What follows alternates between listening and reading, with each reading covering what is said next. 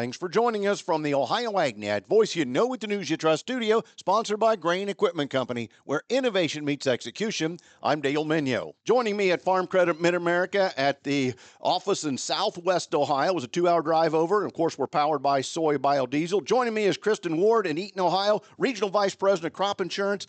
And Kristen, I guess we already did some talking off the air. So did 2024's crop yields and even livestock response to drought, will that affect the way we can buy crop insurance this year? It sure is, Dale. I mean, 2024 was a year that was so variable across the state of Ohio. We saw kind of extreme drought conditions in the south part of Ohio as well as the eastern part. And then in the western part where we're sitting today, we saw bumper corn crop yields. So a lot of variability that we saw. We're seeing a lot of volatility. You spoke about livestock. We're seeing a lot of volatility in those markets right now. So the volatility that we're seeing is a good thing because the prices are really high and a lot of producers are being able to take advantage of those high prices and lock in a crop insurance product, specifically livestock revenue product on those livestock. Back to your question on how it's going to change for 2024 on what their yields were, they may have an impact. There's a lot of things that factor in, and yield is one of them from the previous year, but there are things that we can take a look at and see if we can enhance those poor performing yields. As we looked at the big picture, the word customizable, so we can really look at all of that previous history and blend a product for this year? Yeah, and that's one thing here at Farm Credit Mid-America on the crop insurance side that we really pride ourselves in, having a customizable policy for every producer that walks through our doors. We don't feel any operation's a cookie cutter. You know, you've been in the farm industry long enough to know that not every operation's the same. And really not every operation's the same when it comes to crop insurance either. So definitely an opportunity that every producer should take every year and meet with their agent, find that customizable policy and whatever those parameters are that we can help make it more manageable for them and take more risk off their plate.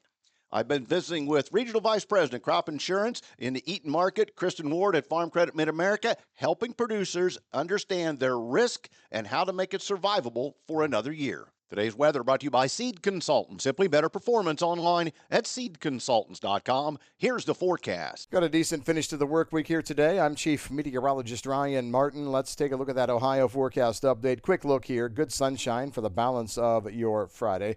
Should put together a very nice start to the weekend as well. As a matter of fact, I don't see any problems with precipitation here through the weekend or into early next week. There's a system passing by to the north over the Great Lakes and Ontario that may throw some clouds down into our neck of the woods more on Sunday than anything else, but I still don't think it's going to be dramatic for us. Next week is dry to start. I think our next round of moisture comes in a significant warm-up by late week. We can see some rain trying to come through the eastern Corn Belt next Thursday night into and through Friday. I'm Ryan Martin. Back with more after this. Hey, pork producers, it's almost time for the 2025 Ohio Pork Congress, your connection to all things pork. It's back in Lima, Ohio on February 4th and 5th with the latest on swine health, facility management, economics, and product innovation, all within the largest pork industry trade show in the region. So make plans now to join us at Veterans Memorial Convention Center by going to ohioporkcongress.org for more information and early registration discounts on tickets. We'll see you in Lima. Let's find out more on what's driving today's midday markets. Here's Ryan Metzger. I'm Ryan Metzger with Lice Mercantile, providing your weekly export data update. This morning, the USDA released their export sales data for the week ending January 16th, and these sales were right in line with expectations. New sales of corn came in at 1.661 million metric ton. New sales of soybeans came in at 1.492 million metric tons. And finally, new sales on wheat came in at 164.8 thousand metric tons. To now meet the USDA export targets, we need to see weekly sales of 625.9 thousand metric tons of corn, 228.9 thousand metric tons of soy, and 167.6 thousand metric tons of wheat. Please visit our website, licemercantile.com, to learn more about our grain marketing program and crop insurance services. And thanks, Ryan. Today's market's brought to you by Seed Consultants. Simply better performance online at seedconsultants.com. March corn, 488.5, down 1 1/4. May, 497 3/4, down 1 1/2. And December, 462.5, down 1 3/4. Beans still lower, but not as bad as earlier. March is down 5 1/2 at 10.60. May, 1071 3/4, down 6. November new crop, $10.47, down 6 1/4. The March wheat is 546 3/4, down 7 1/4. July new crop down 6 1/2 at 571 3/4. Carry that new crop out to September, and you're 585 1/4 cent, down 6 1/2.